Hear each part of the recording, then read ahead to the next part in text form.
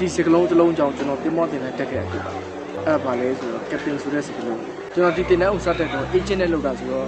agent ဦးလေးကကျွန်တော်မမြည်ရညီလေးတဲ့မင်းတင်မောတက်လို့ရှိရင်ဘာလို့ရှိလဲအဲ့လိုမျိုးဦးလေးတော့ကျွန်တော် captain ပဲလုပ်မှာ competition နဲ့ပဲကျွန်တော် captain လုပ်ဖြစ်တယ်အေးလေ captain ကလွယ်ပြီးတော့ခေါင်းထဲဘာမှမရှိဘူးကျွန်တော်တို့ဗျာဒီတင်တဲ့နေ့စတက်ပြီဆိုလို့ရှိရင် phone လေးပါဖြစ်ရတာရှိရအဲ့ phone လေးမှာကျွန်တော်ရဲ့နာမည်ရဲ့အတက်ရဲ့နောက်ပြီးတော့ brand ပေါ့ကျွန်တော်ယာတူပေါ့အဲ့အချိန်မှာလည်းကျွန်တော်စက်တက်တော့ကျွန်တော်ယာတူကဘာလဲဆိုတော့ကျွန်တော်မသိဘူး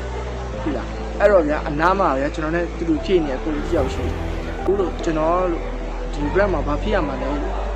သူကလည်းကျွန်တော်ပြန်ပြီးညီလေးနဲ့မင်းပြင်လိုက်နဲ့တော့မှာလို့အခုကျွန်တော် captain လုပ်မှာလို့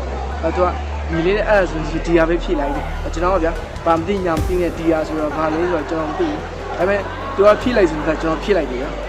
ဟုတ်ပြီဒီနေရာမှာကျွန်တော်ပြောနေတာအဲ့အချိန်တုန်းကကျွန်တော်လည်းအခုအချိန်မှာကျွန်တော်ပြန်ပြီးတော့ရှင်းကြည့်လိုက်ရတယ်အဲ့အချိန်တုန်းကကျွန်တော်ကဘာမှမသိဘူးဗျာ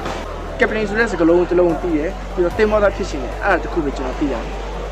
အခုချိန်မှာဆိုလို့ရှိရင်တော့ကျွန်တော်ကကိုယ့်ရာထူးကိုသိနေပြီတင်မောသားဆိုတာငါဘယ်နာကိုတောင်းမှလဲဆိုတော့သိနေပြီပေါ့လေအဲ့ဒါကြောင့်ကျွန်တော်တို့အခုတင်တန်းစက်တက်ပဲညီကိုတွေဘာမှမသိလို့ရှိရင်မစိုးရိမ်ပါနဲ့ကျွန်တော်တို့ကဒီမသိတာရှက်စရာမဟုတ်ပါဘူးဒီမသိတာကိုမှဆက်မလိတာကမှရှက်စရာဖြစ်ပါတယ်ကျွန်တော်တို့ရဲ့အခုစမှတ်က0ဖြစ်နေရင်တော့မှ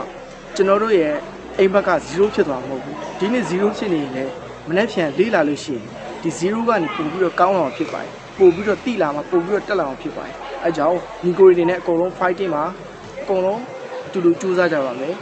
ဒါကြောင့်ညီကိုတွေအနေနဲ့မတိလို့ရှိရင်တင်ယူပါနားမလည်တာရှိလို့ရှိရင် CRC ကမေးပါအဲ့ဒါပြောချင်ပါတယ်